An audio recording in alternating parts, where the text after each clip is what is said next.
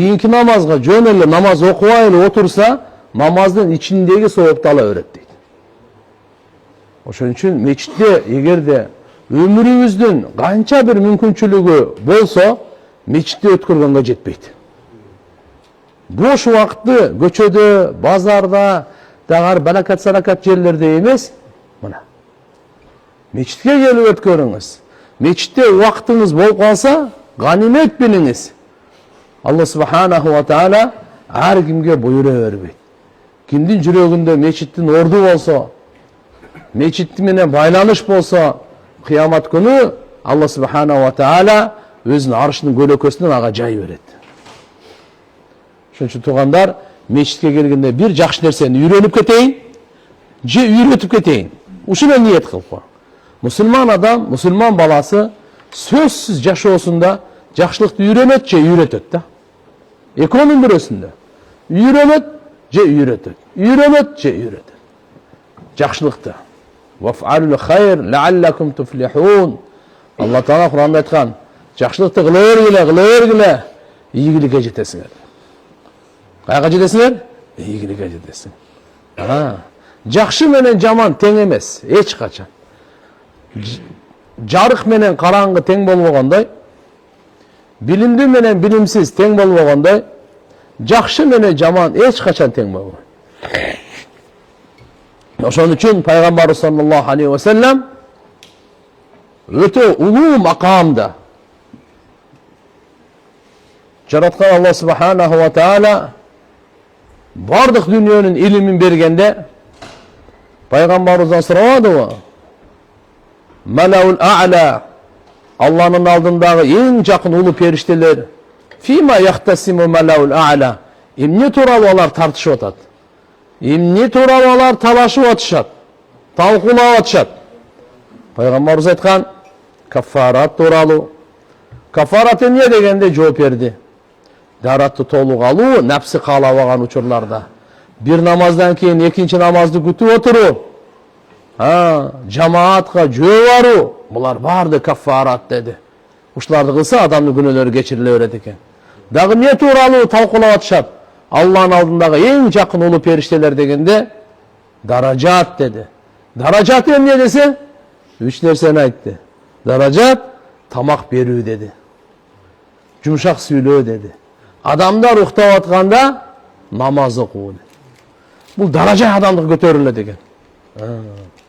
Ушу суроолордун баардыгын Алла Таала ушундай улуу илимди бергенден кийин айтканда, сал тоата, сура ey Мухаммад, сураганың берилет деди го.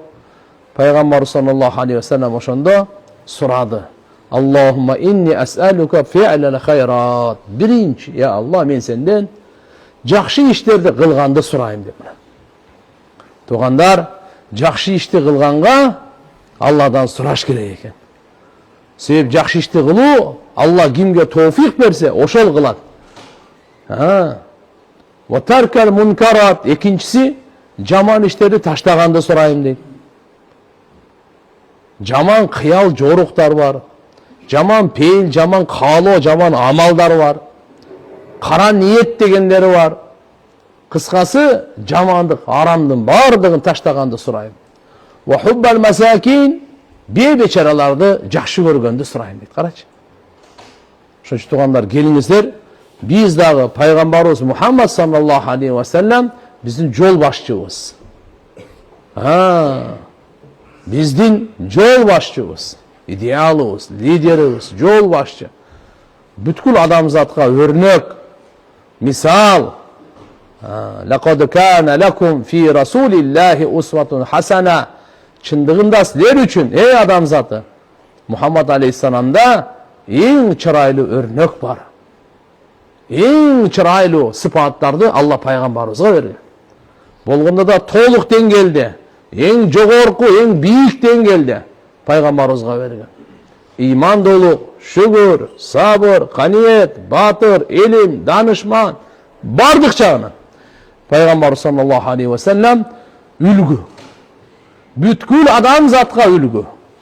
Бардык падышаларга үлгү, бардык байларга, бардык кембагалдарга, бардык эркектерге, бардык аялдарга, бардык карыяларга, жаштарга, баарына үлгү. өзүнүн доорунда дагы, кыямат күнгө чейин келе турган инсандарга дагы. Ошон үчүн иншаллах мынакей пайгамбарыбыз саллаллаху алейхи вассалам туугандар, сиздерге биздерге ушундай касиеттүү Алланын тарабынан нурлуу жашоону алып келген. Ошол жашоону жашообузга алып келейли. Жашообузда 24 саат жашообузда орун берейли. Акыры эмне деп атат? Өткөнкү сабактарда айтканбыз, зикирлер тууралуу мына. Биздин бир ибадатыбыз, оңолуубуздун бир жолу, ахиретибизди кура тургандын бир жолу Алланын зикири. Зикири. Аллах субхана ва таала Кур'анда буйрук берген: "Я айюхалладина аману зкуруллаха зикран катира." Ey имандуулар, силер Алла Тааланы өтө көп зикир кылгыла, Алла Тааланы өтө көп эстегиле. Зикирдин түрлөрү көп. Пайгамбар саллаллаху алейхи ва саллям ар учурларда Алла Тааланы эстей турган, жараткан Алла менен байланыша турган, Аллага жага турган сөздөрдү айткан. Адамдын жүрөгү нурга толо турган, кабыры нурга толо турган, ахирети нурлана турган зикирлерди айткан. Пайгамбар саллаллаху алейхи ва салламдын сүйлөгөн сөзү вахи. Өзүнүн напсынын тарабынан эч нерсе сүйлөгөн эмес. Ошон үчүн мындай улуу касиеттүү пайгамбарыбыз зикирдин өкүмдөрүн да алып келди. Зикирдин фазаил, масаил, фазилет, мындайча айтканда артыкчылыктары, соопторун да кошо алып келди. Кайсы учурларда кантип зикир кылыш керек? Зикирдин өкүмү кандай? Анан ошол эле кезде зикирдин жолу кандай? Ошол зикир кыла турган болсок, ага бериле турган сооптор, сыйлыктар кандай? Мунун бардыгын айтып койду.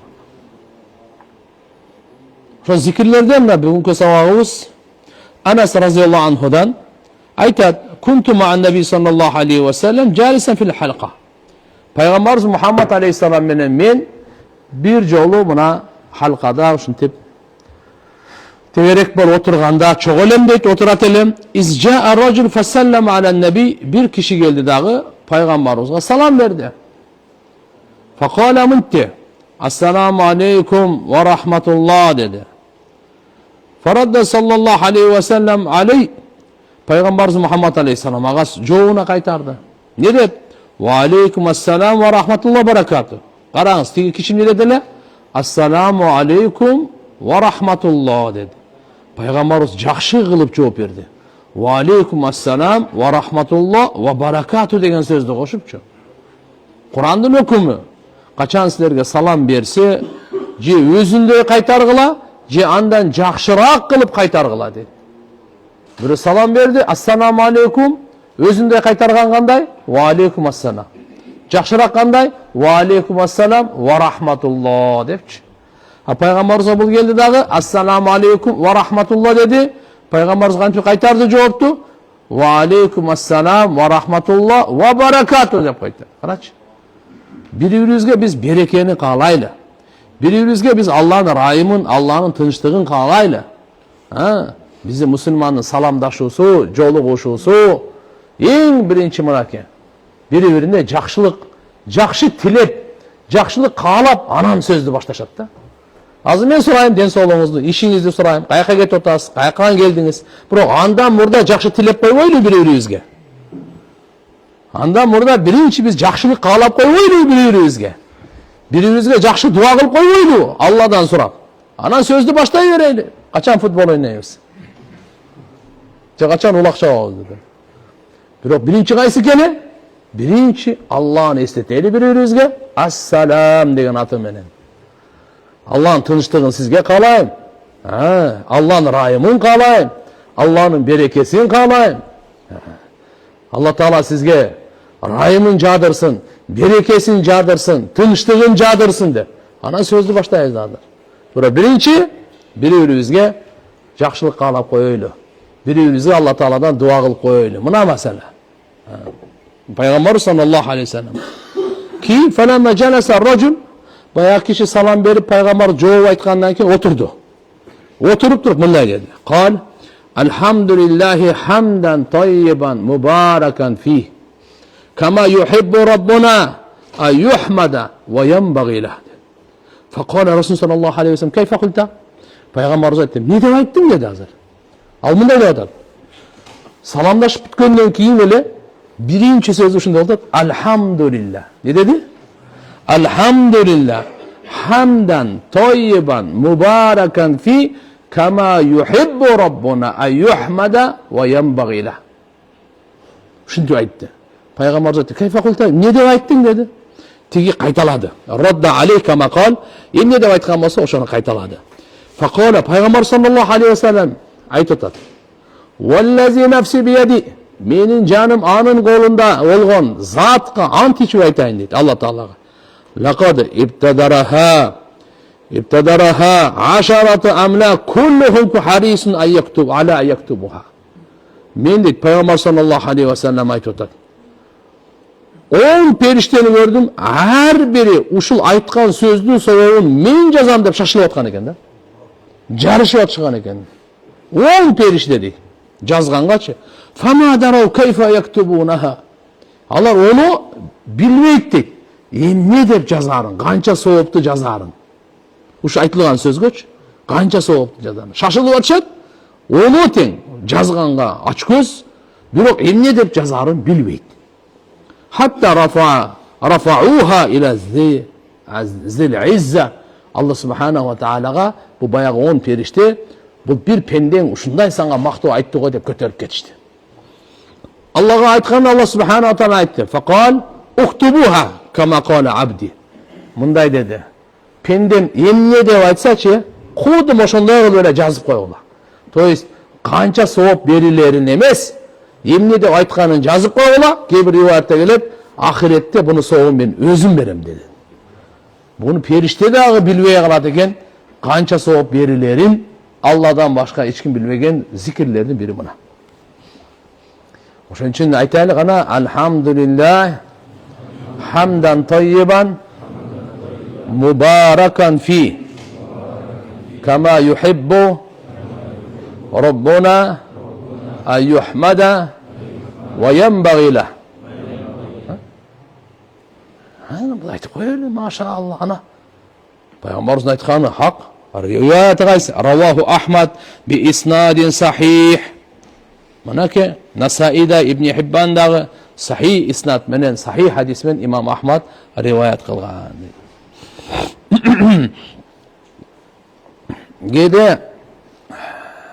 Gibi rivayetlerde gelir. Rüküden Semi'allahu liman hamida dep turabızga oşol uçurlarda aytılıp var.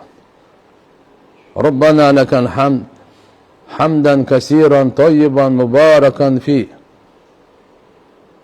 Andan keyin ve mubarakan aleyh kama yuhibbu Rabbuna ve yarda dep. Onday da bu olsa hazır Peygamber salamdaştı, oturdu, oturgandan keyin şu sözde aytdı.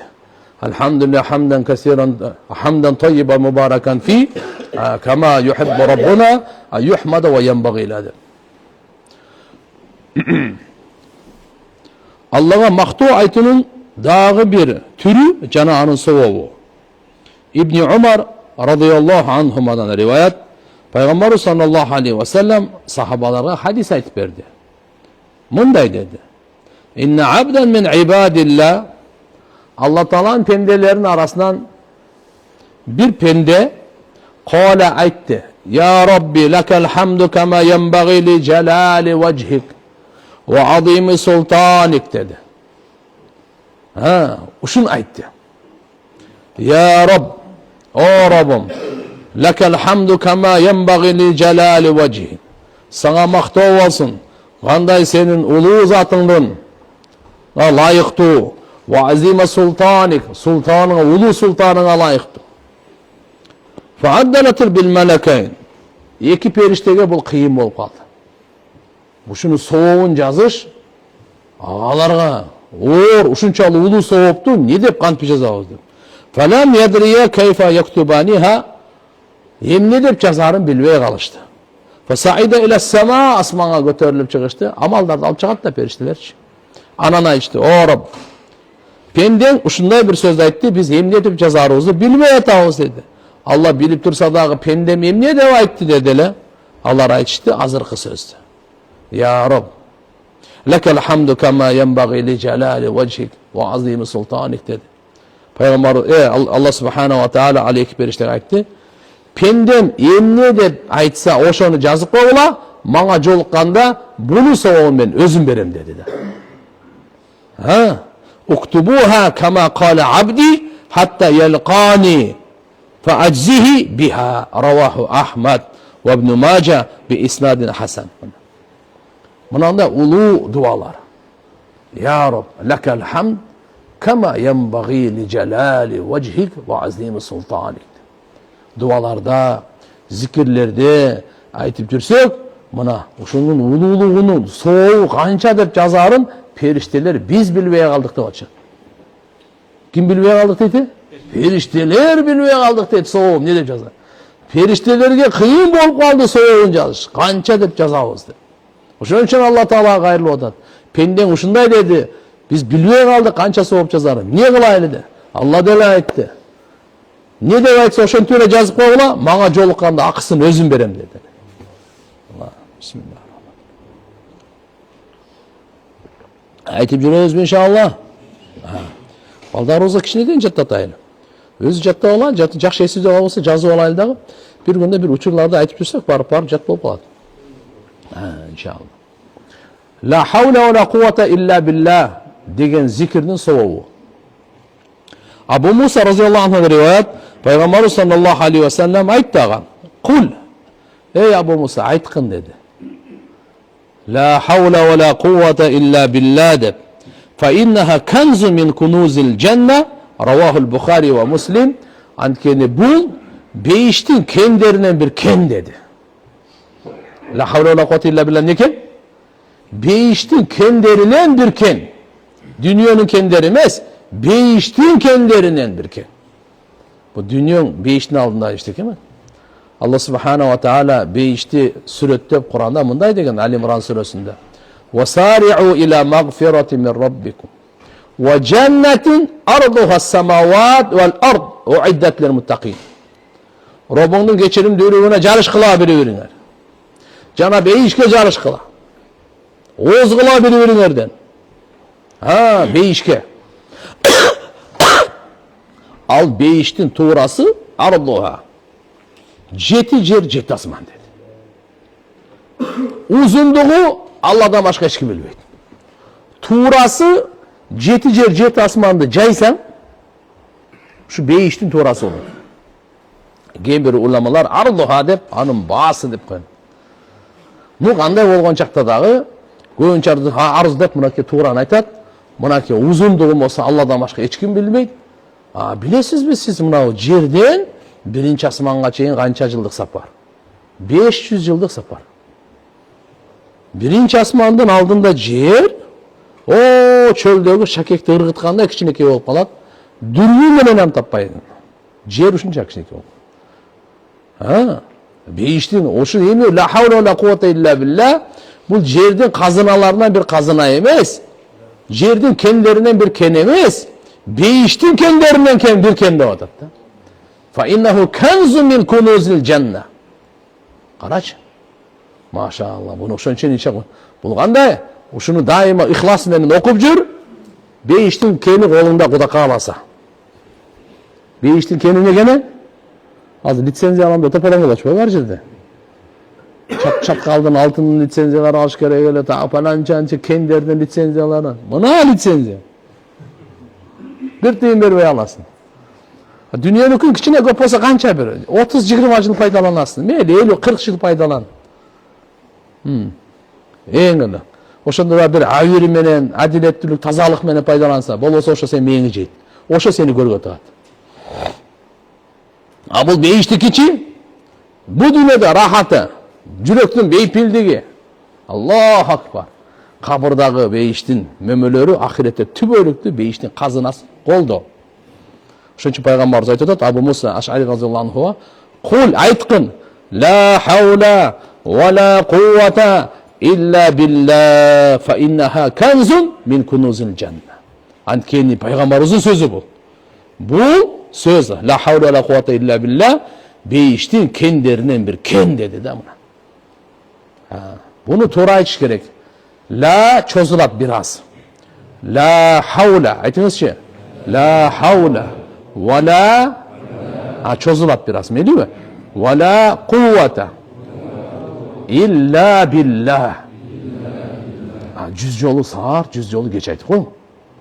Ulamalar maşallah çoğun şeyhlerden bir problemi olup gelip kalgan adamlarda uğup kalat elimde ustazımız, şeyhimiz Maulana Nazır Rahman damat barakatuhum azır 105'te. Jaşı 105'te. Akıllı cayın. Kiriyor azır. Elhamdülillah. Buna bir ay burada ziyaret kılıp gelgen. Oşo kişi de bu kaçıncı yıl aytayım mı? 98. 27 yıl burada okulam. Oşonda adamlar geldi, ayvay, semeyni problema, gıcalatçılık mı gelgende, uşu aytatene 500 yol ayt deydiler. Kançı yolu? La havle ve la kuvvete illa billah'ni aldın. 11 yolu salavat ayt, 500 yolu bunu ayt, andan keyin 11 yol salavat ayt, çın yürekten Allah'a gayrılıp dua kıl deydiler. Mesele çeşilet söz deydiler.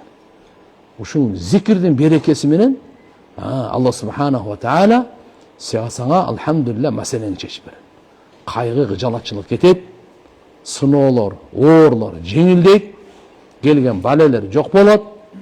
Şunun için inşallah bunu aytıp görüş gerek. Adam kançalık ruhaniyattan uzaktaganda mınanın sandarına gaz veriş gerek de. Veriş gerek gene? Göğürük kış gerek. Sebep degende bayağı biz biraz ile aytıp koygan mene mesele çeşilbeyt. Bunu göğürük basım kılış gerek. İnşallah. Şunun berekesi bilen Allah subhanahu wa ta'ala bardık dünya ahiretin işlerini jеңil kılıp koydu. Muaz ibn Cebel radıyallahu anhudan rivayet. Peygamber sallallahu aleyhi ve sellem aytti. Ala adulluk ala babin min abwabil cennet. Muaz ibn Cebel radıyallahu anhu. Ey Muaz, men sana beyiştin eşiklerinden bir eşikке bir dalalat kılayım mı? Dalalat kılayım mı degeni, oşoğa bir yol görseteyim mi degeni. Al aytti. Kale ve ma huve algaysi dediler. Peygamberimiz aytti. La havle ve la kuvvete illa billah. La havle ve la kuvvete illa billah beyiştin eşiklerinden bir eşiği iken. Beyiştin eşiklerinden bir eşiği iken. Buna çeyin beyiştin kazınalarından kendilerinden bir kendi dedi gele. Mınal rivayette gel otat beyiştin eşiklerinden bir eşik deydi bu. Demek bunu aytıp жүрген adam oşa eşikten giret degen söz. La havle ve la kuvvete illa billah. Bir rivayette gelet. La havle ve la kuvvete illa billah. Abu Zarga aytkan eken. Bu jerde olsa Muaz ibn Cebel aytkan eken. Murdagısında olsa Abu Musa aytkan eken. Peygamberimiz her sahabalarga, her uçurlarda uşintip özgöçö dagı kayırulарды jasap aytып turgan eken da. Abu Hurayra radıyallahu anh rivayet var. Peygamber sallallahu aleyhi ve sellem aytti. Aksir min kavli la havle ve la kuvvete illa billah. Fa innaha kanzu min kunuzil cennet. Abu Hurayra Peygamberimiz bunday deyip atadi. Ya Abu Hurayra sen la havle ve la kuvvete illa billah'ni göp ayt dedi. Göbü kança? 100 jol ayt, 1000 jol ayt. Peygamberimiz aytып atadi. Göp ayt dedi. Ama başında aytkanday ruhaniyat kançarak alsırap Allah'dan pende kançalık uzaklaşıp kalganda oşonçoluk göp aytış gerek kayra jakındaganga. Köp günün. Şunun için ulamalar her uçurlarda bunu 1000 jol ayt degeni var, 500 jol ayt degeni var, 300 jol ayt degeni var. Peygamberimiz münacet aytып atadi, aksir. Abu Hurayra aytып atadi. Abu Hurayra sen la havle ve la kuvvete illa billah'ni göp aytıp жүрgөн atadi. Min kavli la havle ve la kuvvete illa billah. Ankeri bu beyiştin kenderinden bir ken. Beyiştin kenderinden bir ken. Kale Makhul rahmetullahi aleyh aytadi. Faman kale kim aytsa la havle ve la kuvvete illa billah ve la manja min Allahi illa ileyh keşefallahu anhu 70 bab min ad-dur adnahunna al-faqr. Ravahu Tirmizi. İmam Tirmizi rivayet kılgan hadiste Makhul rahmetullahi aleyh mınanı koşup aytkan eken kim la havle ve la kuvvete illa billah'ni aytsa Daha qo'shimcha bir zikr var ekan. Wa la manja minalloh illa ilayh. La havla la quwwata illa billah wa la manja minalloh illa ilayh. Ушуну айтса, не дейт? Алла Таала андан 70 жамандыктын эшигин кетирет экен. Эң төмөнкүсү жакырчылык экен. Ушу зикирди айткан кишиден 70 жамандык, зыян бере турган 70 баба минаддур. Жамандыктын 70 эшигин жаап коет экен Алла Таала. Ошогочу. Канча эшигин? 70 эшикти Алла Таала жамандыктын 70 эшигин жаап коет экен. Ошо эшиктердин эң төмөнкүсү жакырчылыктын эшиги дейт. Минимум экен, алчы. Нар жагында чоңдору да нелер балелер билбейм. Атын өчкүн жаман оорулардан тартып, жаман кырсыктардан тартып, эң төмөнкүсү жакырчылык дейт мына. Ошонун эшигин жаап коет экен. Демек, ла хаула ла куввата илля билла ва ла манжа миналлоh илля илейх деген зикирди айтып жүргөн киши туган жакыр болбойт деген сөз. Жакырчылыкка учурабайт бул. Алла Таала алхамдулилlah бунун жолун, рызкысын ачып коет бул. Бул риваят имам Тирмизи риваят кылган хадисте. Имам Тирмизи жөнөкөй киши эмес бул. Машаалла. Сунан Тирмизи, Жами Тирмизи деп айтылат мынаке. Улуу китеп жазып кеткен. Ол киши тууралуу айтат эле. Имам Тирмизи хадисти баян кылса, пайгамбарыбыздын үйүндө чоңойгондой сүйлөйт дейт. Пайгамбарыбыздын үйүндө чоңойгондой баян кылат хадисти дешет. Бисмилlah. Мынаке, андан 70 эшикти, жамандыктын 70 эшигин Алла Таалам жаап салат экен, алып салат экен мына. Төмөнкүсү факырлык дейт. Bir hadiste Peygamber sallallahu aleyhi ve sellem aytат. Ala uallimuk.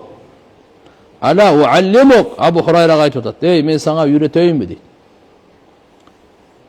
Не десе, ala kalimati min tahtil arsh min kunuzil janna. Allah'ın arşının aldığındagы бейиштин кендеринен болгон bir кендин сөзүн үйрөтөйүнбү деп, анан айт деген экен. La havla ve la kuvvete illa billah деп айтса, Allah subhanahu wa ta'ala aytат экен, yaqulullah aslama abdi vastaslama. Kim la havla ve la kuvvete illa billah aytsa, Allah aytат экен. Пендем мага баш ийди дейт. Жана өзүн мага тапшырды дейт. Карачы. Allah жооп берет экен ушу сөзгө. Kim la havla ve la kuvvete illa billah dese, Allah ушуга жооп берет экен. Пендем мага баш ийди, жана өзүн тапшырды дейт.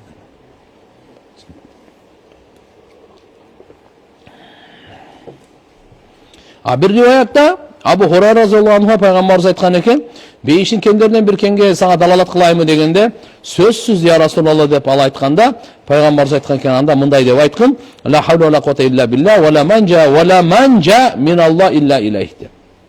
La manja ve la manja degeni мындай.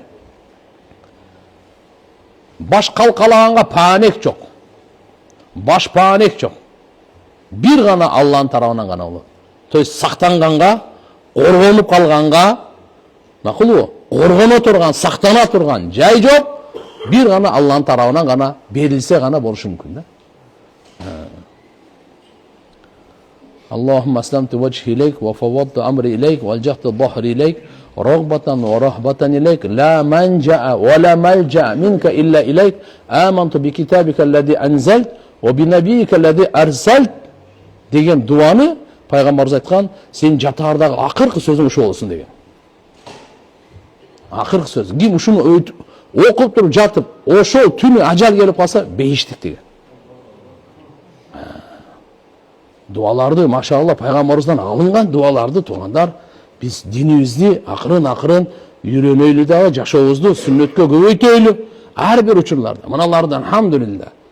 Жөнөкөй бирөөнү айыптап, бирөөнү сындап, бирөөнү ушактап, бирөөгө жала жаап, бирөөнү сөгүп, бирөөнүн жүрөгүн ренжитип, бирөөнү капа кылып, жүрөгүн сындырып, дүйнөнү бир таңазалап, өзүн бир мактап, ушуга окшогондон көрөк кыла турган иштер. Айта турган зикирлер. Нак адамдын бактысына Алла Таалам берген зикирлер мына. берген сөздөр ушулар. Tildi nurlay turgan, жүрөктү nurlay turgan, кабырды nurlay turgan, ахиретти nurlay turgan зикирлер. Бейиштин кени деп пайгамбарыбыз айтып атат. Бейиштин эшиги деп айтып атат пайгамбарыбыз. Алла Тааланын разычылыгы кандай деп? Пендем мынакей, мага баш ийди деп айтып берет Алла Таала. Мага моюн сунду, мага өзүн тапшырды деп. Айтабызбы иншалла. Абу Хурайрадан да bir rivayet бар ekan. İmam Hakim Sahihul İsnad deydi. Buna hadisni qarаңыз. Payg'ambar sallallohu alayhi vasallam aytadi: "Man qala la havla va la quwwata illa billah." Kim la havla va la quwwata illa billahni aytsa, kana dawa'an min 99 da'an aysaruha al-ham.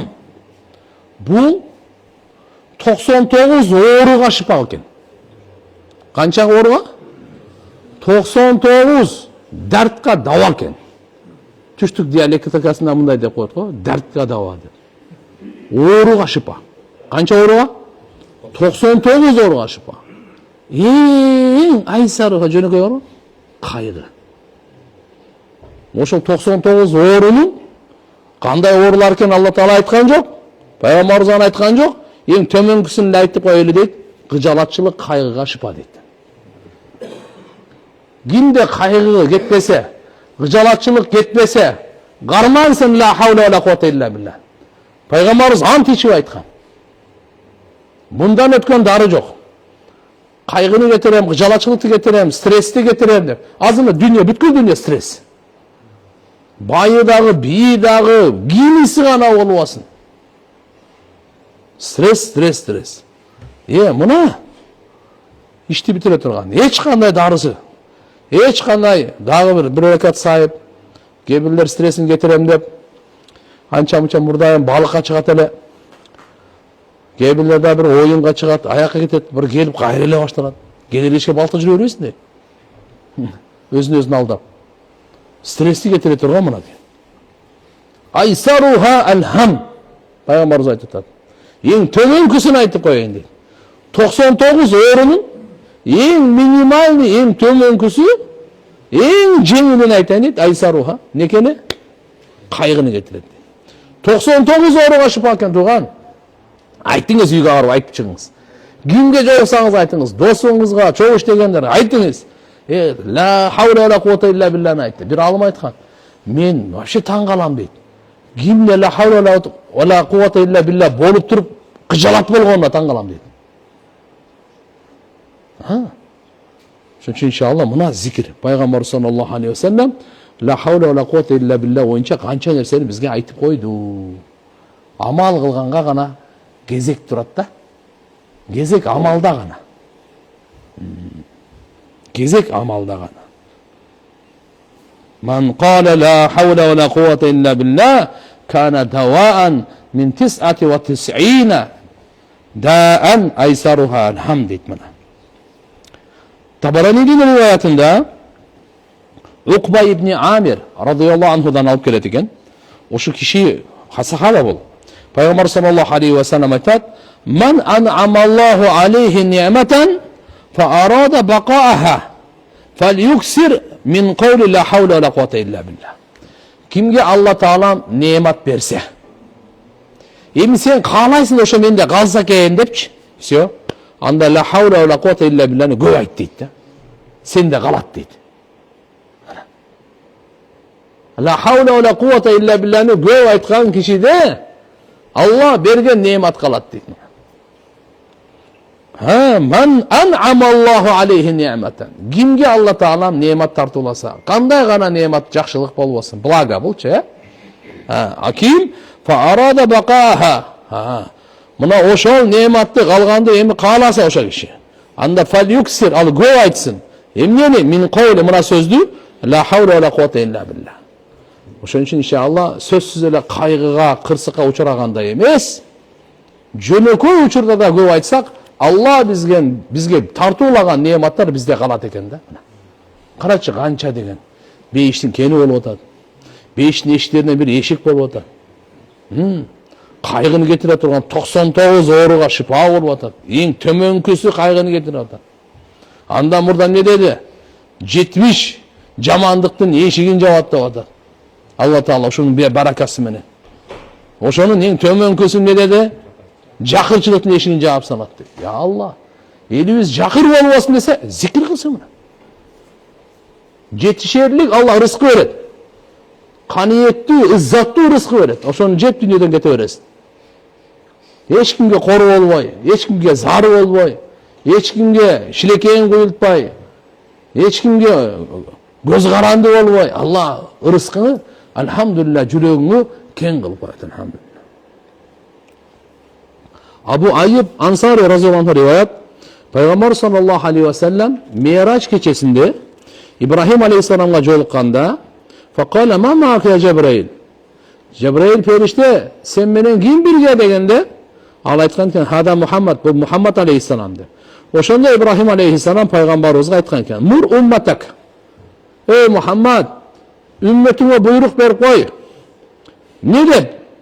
Fel yuksiru min girasil cennet. Beyiştin köçötlerin köp eksin dedi.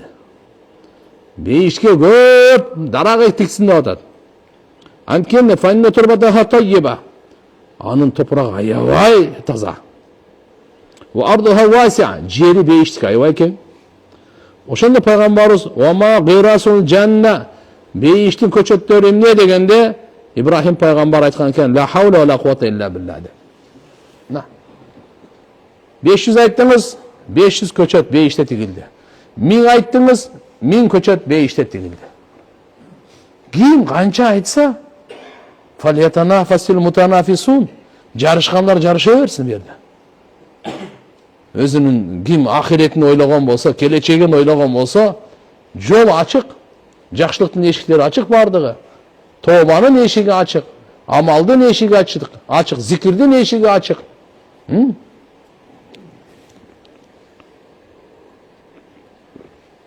Айтабыз иншалла. Алла Таалам кабыл кылсын. Кудайым баракасын берсин. Мына бүгүнкү биздин азыркы сабагыбыз ла хаула ва ла куввата илля билланын ушу пайгамбарыбыздын өзү айткан ар кандай сахабаларга ошол аркылуу бүткүл үммөткө таалим, кыямат күнгө чейин келе турган үммөт, эркектер, аялдар, бай, кембагал тилинен зикирди көндүрсүн. Ал кайсы зикирлер? Өтө көп. Бирөөсү ла хаула ва ла куввата илля билла. Мына. Айтабыз иншалла. Савабу сувар ва аят тaqra fi sabah ва fi sabah ва fi masa. Эми сүрөлөрдүн, аяттардын, эрте менен жана кечинде окула турган сүрөлөрдүн, аяттардын фазилеттери тууралуу. Убай ибн Кааб разияллаху анхудан риваят бар экен. Бул кишинин бир баштыгы болгон экен курмадан. Азаят экен да. Анан сакчылык кылып карап, бир түндө күндө эле азаят, жаш баланда келип салам айтып, "Не кимсиң сен? Жинсиңби же инсанбы?" деп кармап алган да. Анан жимиде колуңу берсе, колун берсе, ошо иттин колуна окшош, иттин түктөрүнө окшош. Ошо жин ушундай болот турбайбы деп. Анан не болду сага анан? Бул келип алып, менин ошо садака берип атканда алып атпайбы, үлүшүн алып атат да.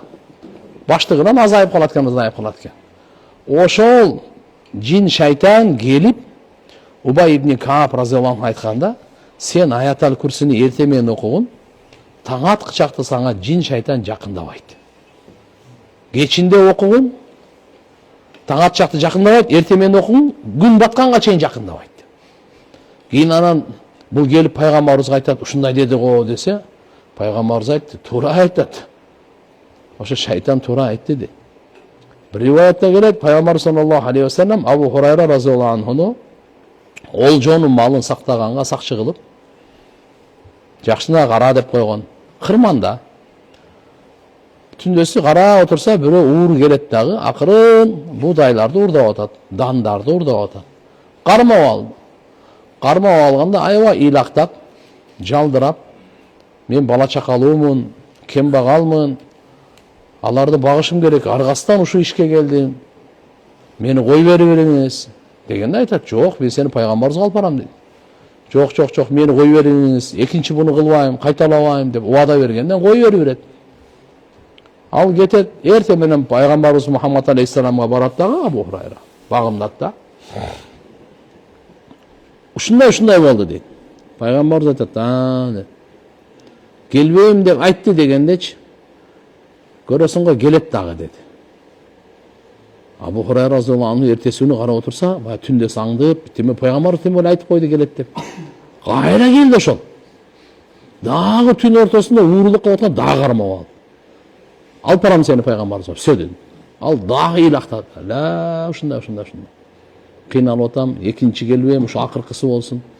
Боптур деп ой берди дагы. Пайгамбарыбыз айтты, түн кандай өттү деди эле.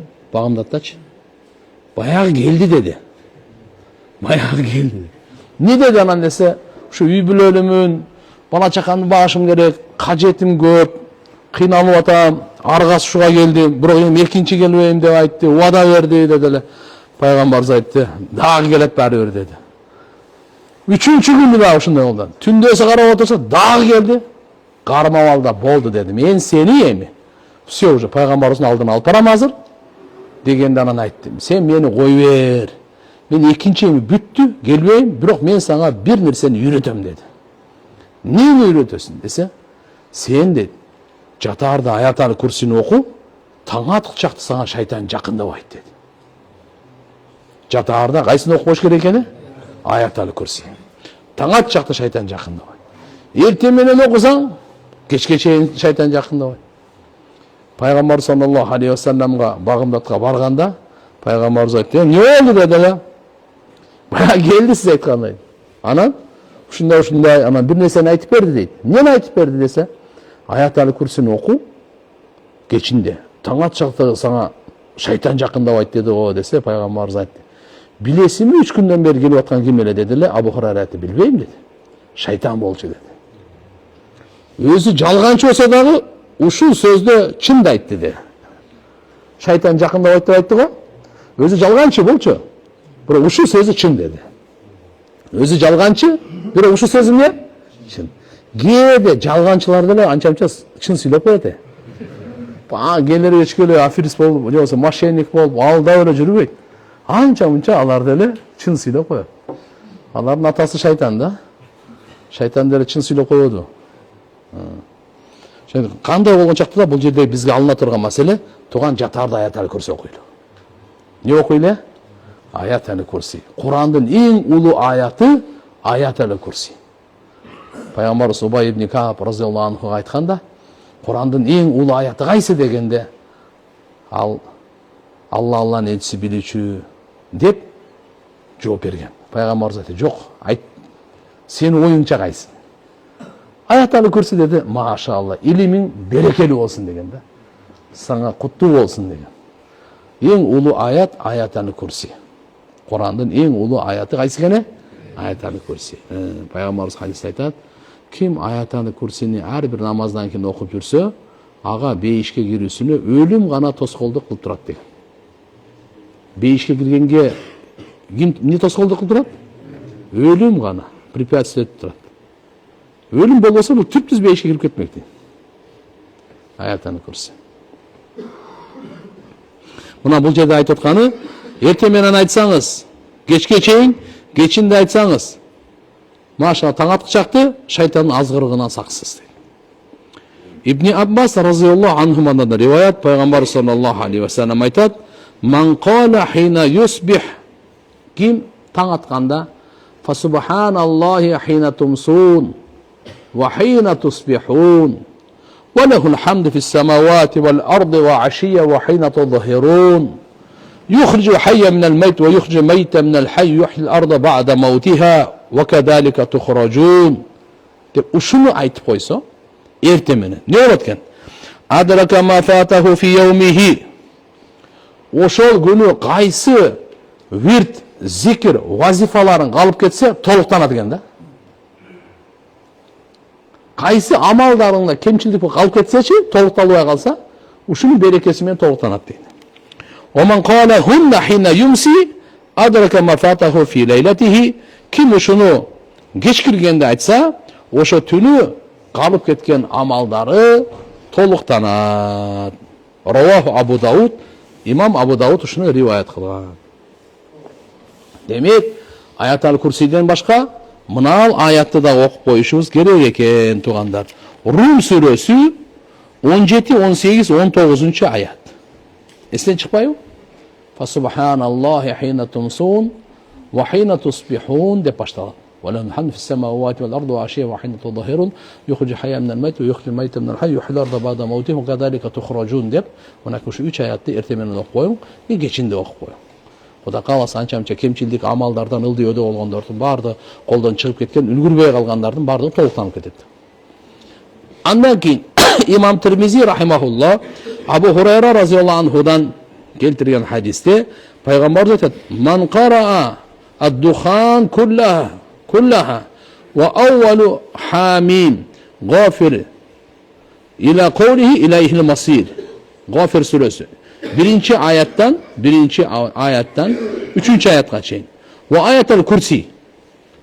Hina yumsi geçinde aytsa hufiza biha, şu ayetin berekesi menen sak bolot. Hatta yusbiha taňatga çaktı. Kim emi bunu ertemen okusa geçke çeyin sak bolot deydi. Hamim tanzilul kitab min Allahil azizil alim. Gafirud zambi ve qabilut tawbi şadidul iqab dittun la ilahe illahu ileyhil masir. Andan keyin Ayatul Kursi. Allahu la ilahe illahu vel hayyul qayyum akırına çeyin. Şunu okup koysanız inşallah şeytanın bardık azgırı jamandığından ertemeden geçke çeyin sak bolabız. Maqal ibn Yassar radıyallahu anhu rivayet Peygamber sallallahu aleyhi ve sellem aytat: "Man qala hina yusbihu salasa marrat." Kim taң atkanda ba, tugandar, 3 jolu aytsa: "Auzu billahi samil alim minash-shaytanir-racim." Auzu billahi minash-shaytanir-racim emas, auzu billahi samil alim, kalgan okşoşla. Minash-shaytanir-racim. Auzu billahi samil alim minash-shaytanir-racim. Ve qara 3 ayat min ahir suratul Haşr. Haşr suresinin ahırkı 3 ayatını okup koysanız. Huvallahu'llezî la ilahe illahu de başlat ko. Oşun ahırına çeyin okup koyunuz. Vakkarallah bihi 70.000 melek. Allah Teala 70.000 perişteni oşoğa dayındap koyutken. O 70.000 perişteni Allah dayındaytken. Allah'ım ne kılat deyiz mi? Yusallûne aleyh. Oşol pendege istiğfar kılıp Allah'dan geçirim sıraydı eken. Hatta yumsi geç geçeyin. Ve in mâte fi zâliken yevm mâte şehiden. Eğer de oşol günü acali gelip dünyadan ötüp geçse şehit bolu eken. Ve men kâlâ hina yumsi, eğer de şunu kim geçinde ayta turgan bolsa kana bitilkel manzila kudum şunday bolat deyip taң atıcaktı. Anda inşallah ertemenen auzu billahi samil alim minash-shaytanir-racim 3 jol aytasыздар. Vallahu'llezî la ilahe illahu alim gayb ve şehade huver-rahmanir-rahim. Vallahu'llezî la ilahe illahu el-melikul kuddus selamul mu'minul muhayminul azizul cebbarul mutekebbir. Subhanallahi amma yüşrikûn. Vallahu halikul bari musawwir lehul esmaul husna. Yusabbihu lehum fis-semavati vel-ard ve huvel azizul hakim deyen geçeyin. Oldu. Şu 3 ayatni ertemenen okup koyasız. 70.000 perişteni işke salıp koyasız. Ancha ming perişteni? Alar sizge dua kılaversin da. Siz bu yakta çay içip, ya meşitke gelip ketip, uçuraşıp, özünüz işlerinizi kılaveriniz. Maşine oğundayız bu, dastavkada işteysiz mi, hükümette işteysiz mi? Bırak 70.000 perişteni işke salıp koyun. Alar sizge istiğfar kılaveret, sizge dua kılaveret. Kaçan geç geçeyin. Geçinde bir paftar kılıp koyasız, taң atçaқты işke salıp koyasız kayra. Болды. Emi ушинти постоянно өлгөнгө чейин айтып жүрсөк, эртеби кеч баары өлүм келет да. Шахадатын өлүм берет Алла Таала. Бисмилlah.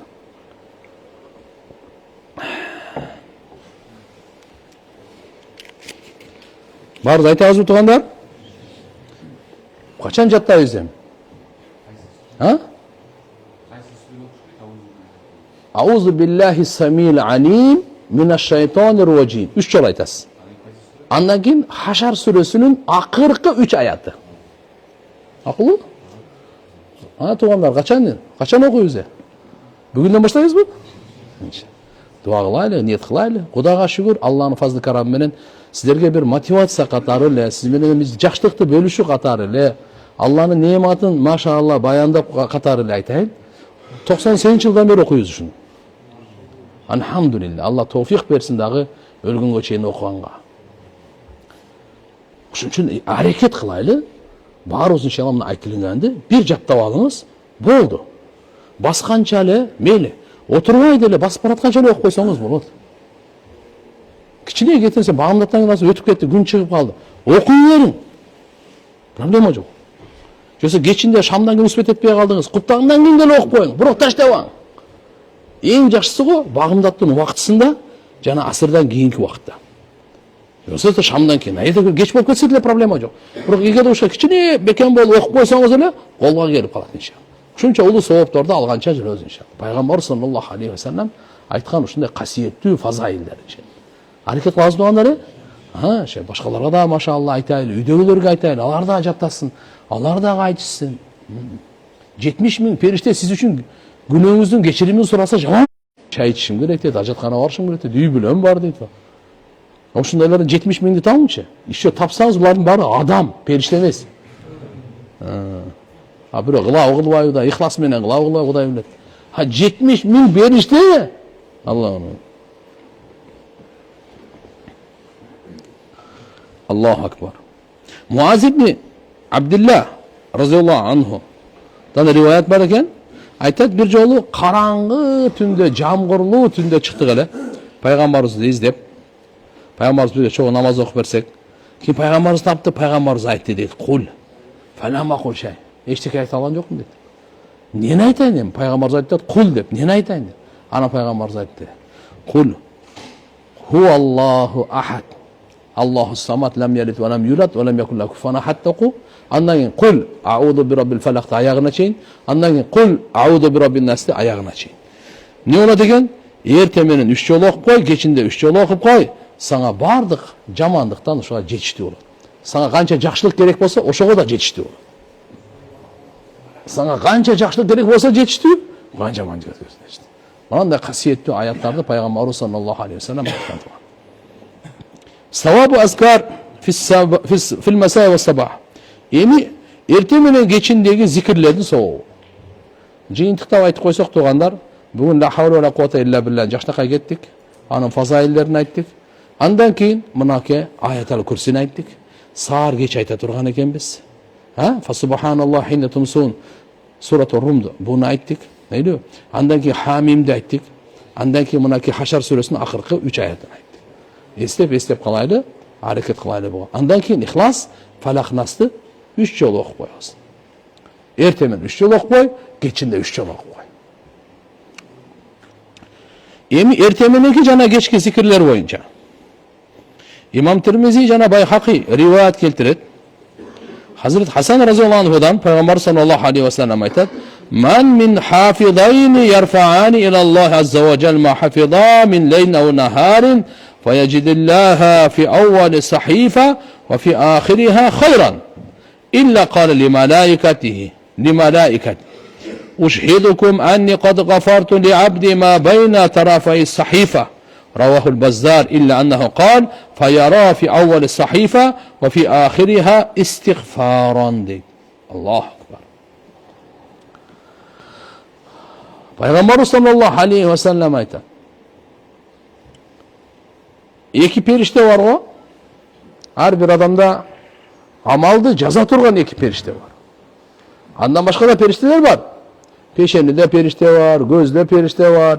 Elinde perişte var, oğuzunda perişte var, aldında, артында сактай турган периштелер var, 10 периште var. Бирок экөө кирамин катибин ya'lamuna ma taf'alun. Булар сыйлуу, жазуучу периштелер, эмнени кылып атканыңардын баарын жазып турат. Ошол эки периште. Жараткан Алла субханаху ва таалага жазган нерселерин күндүзү, түндөсү алып көтөрүшөт экенде. Анан ошол жазмалар башталышы эмнеде? Астагфирулла менен башталып, аягы эмне? Астагфирулла менен бүтсө, жараткан Алла субханаху ва таала периштелерге айтат экен: "Мен силерди күбө кылып айтып коеюн, ушу экөөнүн ортосундагы бардыгын кечирдим" деп коет экен. Жырган экенби? Мына башында башалла. Жашоонун башы күндүздө эрте менен истигфар кылып коелу, жатаарда истигфар кылып коелу. Ортосундагы бардын эмне кылат экен? Барды кетти. Мына айтып атат. Фаяра фи аввали сахифа ва фи ахириха. Көрөт сахифа ошол жазылган, амалдар жазылган дептерде айтат. Мына ошонун алгачкысын башындагы, аягында карап, истигфарды көргөндөн кийин жараткан Аллах субханаху ва таала айтат экен, периштелерге мен сени күбө кылып айтып коеюн.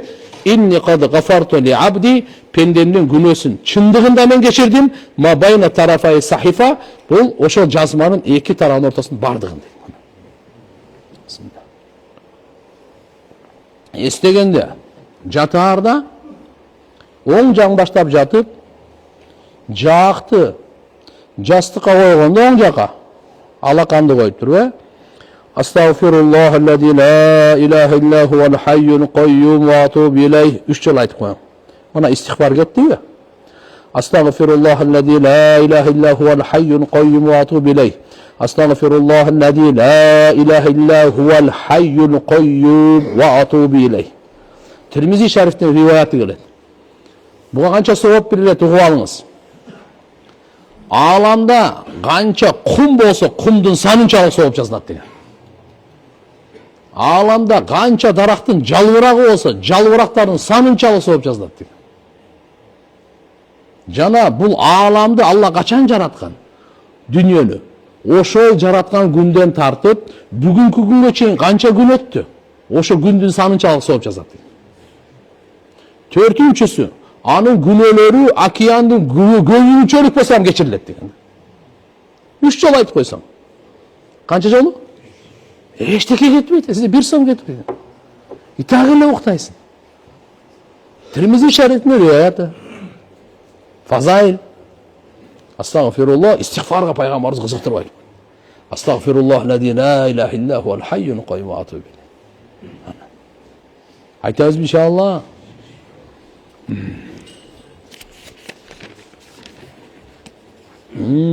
Суроолору. Анда ушу менен токтотойлу. Алхамдулилlah ala kulli hal. Алла Таалам баарыбызга амал кылганга товфик берсин. Жана баарыбызга ихлас берсин. Баарыбызга Алла Таалам бирибизге күйүмдүү кылып, иншалла кичине кайраттуулук менен амал кылып, кайраттуулук менен башкаларга жеткиргенге аракет кылайлы. Кудай кааласа бунун улуу соопторуна ээ болобуз иншалла. Азыр кезекти суроого берейин анда. Assalamu alaikum, wa alaikum assalam. Atam көп кредит алат. Айтсам кредит жок. Жанды кантип багасын дейт. Бирде мындай деп айткан эле. Эми ахирет барбы же жокпу деген. Мени ушул сөздөрү ойлондурат. Жооңуз үчүн чоң рахмат. Туугандар, эми адам баласын кредитин таштасын десеңиз, жөн эле кредит жаман дей берген менен таштабайт. Жүрөккө ыйман келсе, ыйман жанданса, арамды оңой эле таштайт. Ага чейин таштаттыруу кыйын болот маселе. Ошон үчүн ыймандын кыймыл аракетке алып келүү мээнетин кылыш керек болуп атат. Что бул арам нерселерди таштасын, арамдан сактансын, Алланын фарыздарын аткарсын. Иман аткартат, иман тургузат. Намазга, адилеттүүлүккө, чынчылдыкка, кечиримдүүлүккө иман тургузат. Арам нерселерденчи жиркенич иман алып келет. Арам нерселерди аны таштаганга. Kur'an-ı Kerim'de ayatlı Peygamberimiz tavinen özü aytkanda Allahümme habbib ilayna'l iman ve zeyyinhu fi kulubina. Ya Allah bizim yüreğimizge imandı süykümdü kıl. Habbib ilayna'l iman. Bizge imandı süykümdü kıl. Ve zeyyinhu fi kulubina. Yüreklerimizi ya Allah koz zinat kılgın imandı. Ve kerrih ilayna'l kufra. Val fusuqa, val isyan. Биздин жүрөгүбүзгө уяла капырлыктı, тоң моюндук, күнөөкөрлүктү, кылмыштуулуктун баардыгын жиркенишин сал.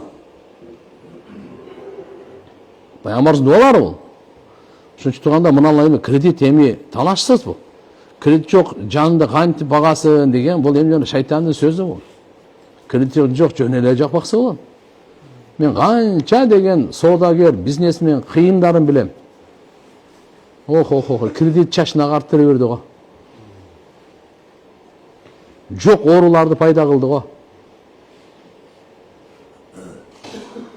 Сыртынан көрүнгөнү менен ичи курап калган го.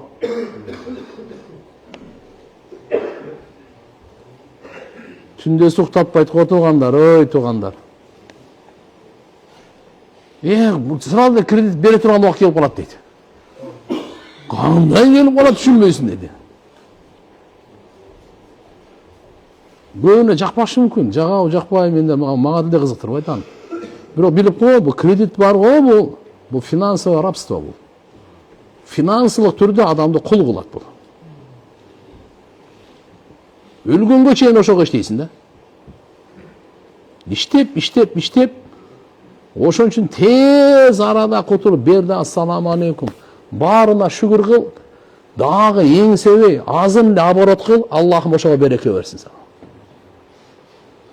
Бирөөдөн бир кредити жок жаша, жыргайсың. Каалагандай уктайсың, каалаган жерге барасың.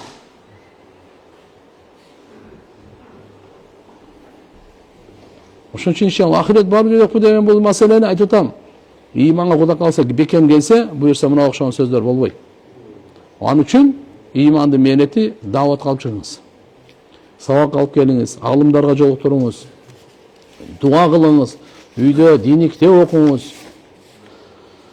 Суроо мен шаарда жашап иштейм, квартирада. Айылга ата энеме бир жумага же 10 күнгө эле барам.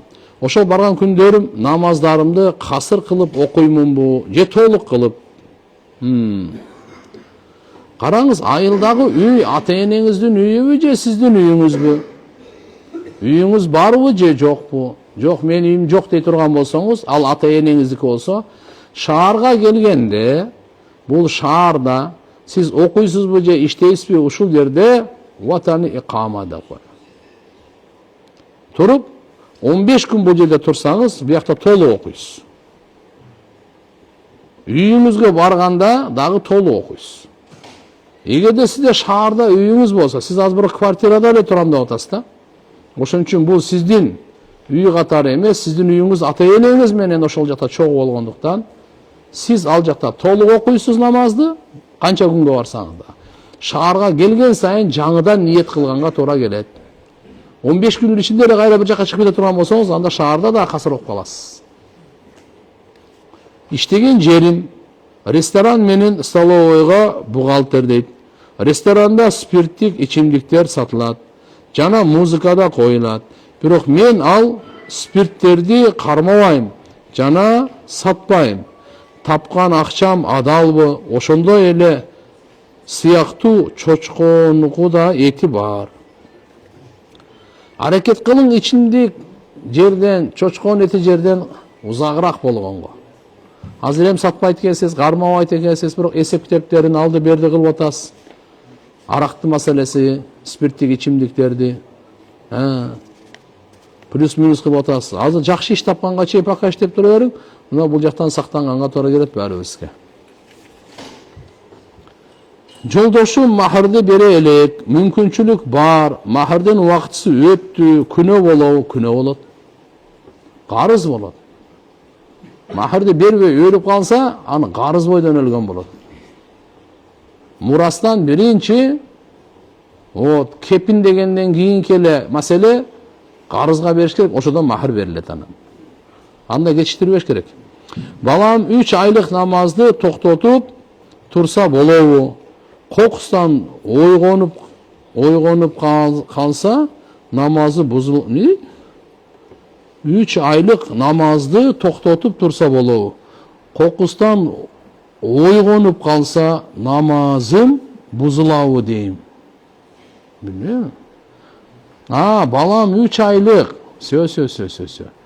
Namazды нәресте баласы бар екен да. Намазды тоқтатып тұрса болады дейді. Жоқ. Намаз қачан тоқтайды? Аял кишиге этеккир айызы келгенде, же төрөгөндөн кийинки кан нифас келгенде. Башка учурда жок, токтобойт. 3 айдан кийин алхамдулилlah ойгонуп, эмимсе коксор ойгонуп калса намазым бузулабы дейм деп. Жок, акырын ойгоно берсе эчтеке болбойт. Сиз иншалла кыскараак окуңуз да баланы караңыз. Курсагын тойгозуп туруп уктатыңыз. Ошондон кийин же болсо бирөө карап турса намаз окуп алсаңыз болот. Намаз таштай турган нерсе эмес да бул. Өзүңүзгө да балага да береке да. Кашты терсе болбойт. Пайгамбарыбыз тыюу салган. Алла берген кашка шүгүр кылыңыз. Салам алейкум. Мусулманчылыкта өкүл ата, өкүл апа деген барбы? Жок мындай. Бул биздин каада салтыбызда бар. Мусулманчылыкта андай жок. Салам алейкум, ассалам. Кыздарды четке Турция, Алматага окууга жөнөтсө болобу? Чогуу окуган кыздар менен юбилейди белгилеп өткөрсө болобу? Кыздарды биздеги Ханафи мазхабта сөзсүз махрам керек. Бойго жеткенден кийин мынаке аял кишиге махрам керек. Мейли окууга барабы, ишке барабы, же болбосо ибадатка, ажы умрага барабы, махрам керек тугандар. Ал жерге баргандан кийин анан только кыздардын ишканасы же кыздардын окуу жайы болсо, анда бөлөк кеп ошол жерге тапшырып келсе. Бирок жол алып барып келгенге сөз махрам болуш керек. Эгерде башка эркектер менен аралашып отурган болсо, махрам болбосо болбойт. Же болсо кызды турмушка берип, анан чогуу ошол жактан окууга барсын, маселеге. Окуш ушунча зарыл болуп атса. Юбилейди белгилеген биздин шариятыбызда жок. Анан көрөк ошол 60 жыл, 70 жыл да кандай юбилей болсо, ошого кеткен акчаны бейбечарага кайрымдуулук кылыңыз. Кудай кааласа, эң улуу сообун аласыз. Багымдатты күн чыгышына 10-15 мүнөт калганда окуса болот. Мисалы азыр канчада күн чыгып атат Бишкек шаарында? 8:30 күн чыгып атабы? 8:30 примерно, да? Мисалы ошого чейин чыга элекпи, даже 5 мүнөт калса да чыга элек болсо окуса болот, бирок макру болуп калат да. Ошон үчүн алгачкы убактында өзүмдө таң жарып аткан эң мустахаб убактысы пайгамбарыбыздын хадиси бар. Асфиру бил фажр фа иннаху а'заму лил ажр дейт. Багымдатты кичине жарытып туруп окугула, анткени эң улуу соо ушуда дейт да. Мындай болуп калган учурда дагы намаз каза болбойт. Күн чыга элек болсо эле окуп бүтсөңүз, намаз каза болбойт. Макру болуп калат, каза болбойт. Үшүрдү бир тууганга берсе болобу? Кызына берсечи. Кызына берсе болбойт. Бир тууганына берсе болот. Үшүрдү, эгерде кембагал болсо бир тууганы берсе болот. Бирок кызына зекет берсе болбойт. Ата-эне кыздарына, балдарына, мейлиби? Өзүнүн ата-энесине берсе болбойт. Бир туугандарга берсе болот. Өгөй бала махрам бу, өгөй бала махрам эмес. Эгерде кичинекей кезинде 2 жашка чейин сүт эмизип койгон болсо, кичинекейинен багып алган болсо, анда бөлөк кеп. Барзах дүйнөсүндө канча болот? Алла билет канча болот. Буну эч ким билбейт да. Барзах дүйнөсүндө канча болот? Мисалы азыр бизге чейин канча өткөндөрүн бар барзахта. Биз канча турабыз, буну биз эч ким билбейт. Өткөндөн кийин барзахта канча турабыз, эч ким билбейт буну. Кыяматка чейин барзахта болушат да. Жолдошум 2 ай мурун каза болду. Мен турмушка чыкпай, ошол боюнча өтсөм, ал жолдошум менен бирге боло аламбы? Иншалла, иманды болсо эле бирге болот.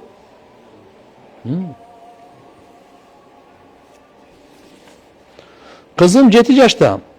1 айдай болду, багымдат намазына тургузуп окутуп жатам. Кээде тургусу келбейт. Балдарга намазды кантип туура окутуп башташ керек? Кантип алым хафиз балдары тарбиялайбыз? Балдарым, өзүм, жолдошум араб тилин мыкты үйрөнүш үчүн эмнеден башташыбыз керек? Жакшы. 7 жашта болсо, машалла, жакшы. Бирок акырындан да кээде эрте уктап, кеч уктап калса, багымдатка турбаса, аны кыйнабай эле кой. Ошо кыйнабаш керек. Кызыктырып, Машалла, бош учурларда, ойноп аткан учурларда кел деп намаз акырына жыгып, 10 жашында уже анан уже кичине строгийраак окуу деп карап туруш керек болот. Мына арабча тилди маша баштасаңыздар, биринчи алфавиттен баштап Куранды окуганды баштаңыздар, андан кийин анан Кудай кааласа кадимкидей эле тил үйрөнө бересиздер. Биздин үй улуу кайнагамдын кредитинде залогдо турат. Так. Үй ошонун атында, азыр ошол үйдө жашайбыз. Өзүбүз динди карманган үй бүлөбүз. Көптөн бери эле ала албай жүрөбүз. Айтсак эле ар кайсы шылтоону айтат. Кандай чара көрсөк болот? Биз ошол үйдө жашаганыбыз үчүн күнөөкөр болбойбуз. Үйлөр сиздердики. Тууганчылыкта мамиле бузбаш керек. Бирок эми ал сиздердин үйүңөрдү кредитке коюп, өзүнүн үйүндө жашап, бул адилеттүүлүк эмес го. Өзүнүн үйүн кредитке кое берсин да, сиздердин үйүңөр кредиттен башка чыгарып берип койсун. Кайнагыңыз уш кредитке залогдо турат болсо, акырын эми ошону төлөп туруп, жакшынакай алдырып түшүнүш керек, түшүндүрүңүздөр. Машалла тууганчылык менен бирок эч качан бир урушууга, жаңжалдашканга барбаш керек. Түшүндүрүү иштери менен, жумшактык менен түшүндүрүңүздөр.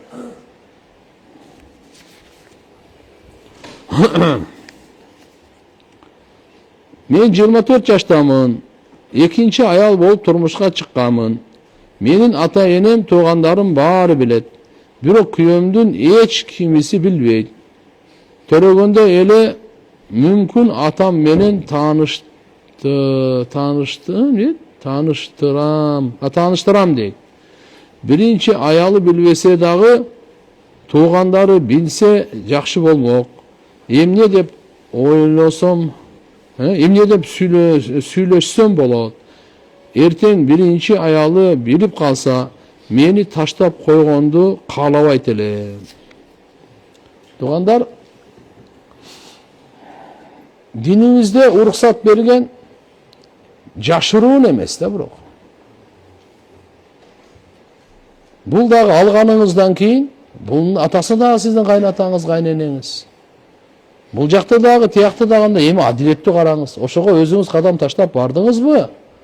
Машалла, бул жактан дагы иншалла перзенттүү болосуз, ал дагы. Убакыт болуп калды. Ошон үчүн туугандар иншалла буну адилеттүү, эртеңден ачык эле айтыш керек болот. Жашыруу менен кете бербейт.